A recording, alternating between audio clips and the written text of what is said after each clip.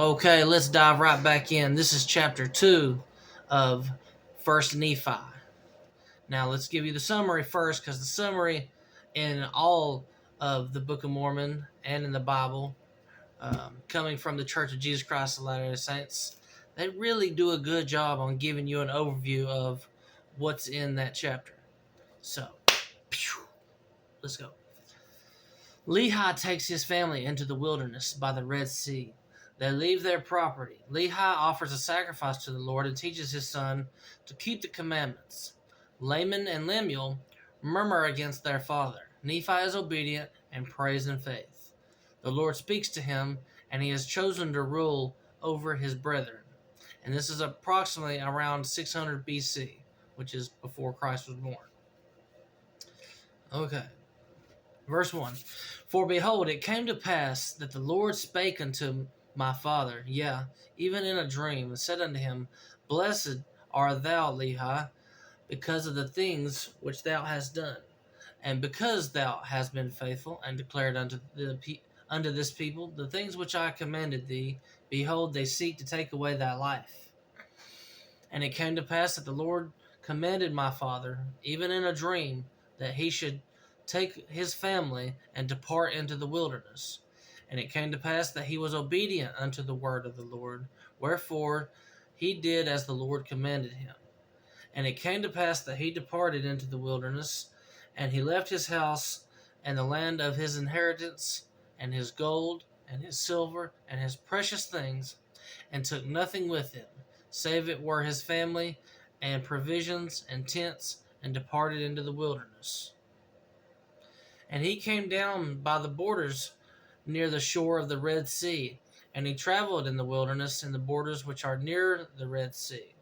And he did travel in the wilderness with his family, which consisted of my mother, Sariah, and my elder brothers, who were Laman, Lemuel, and Sam. And it came to pass that when he had traveled 3 days in the wilderness, he pitched his tent in a valley by the side of a river of water. And it came to pass that he built an altar of stones and made an offering unto the Lord, and gave thanks unto the Lord our God. And it came to pass that he called the name of the river Laman, and emptied into the Red Sea. And the valley was in the borders near the mouth thereof. And when my father saw that the waters of the river emptied into the fountain of the Red Sea, he spake unto Laman, saying, Oh, that thou mightest be like unto this river, continually running into the fountain of all righteousness. And he also spake unto Lemuel, Oh, that thou mightest be like unto this valley, firm and steadfast, and immovable in keeping the commandments of the Lord. The Lord really wants us to keep his commandments. Now, this he spake because of the stiff-neckedness of Laman and Lemuel. For behold, they did murmur in many things against their father, because he was a visionary man, and had led them out of the land of Jerusalem to leave the land of their inheritance, and their gold, and their silver, and their precious things to perish in the wilderness. And this they said he had done because of the foolishness imaginations of his heart. And thus Laman and Lemuel, being the eldest, did murmur against their father, and they did murmur because they knew not the dealings of that God who had created them. They were doubters. They didn't have faith. Neither did they believe that Jerusalem, that great city, could be destroyed according to the words of the prophets. And they were like unto the Jews who were at Jerusalem, who sought to take away the life of my father. And it came to pass that my father did speak unto them in the valley of Lemuel with power, being filled with the Spirit, until their frames did shake before him. And he did confound them, that they durst not utter against him, wherefore they did as he commanded them. And my father dwelt in a tent.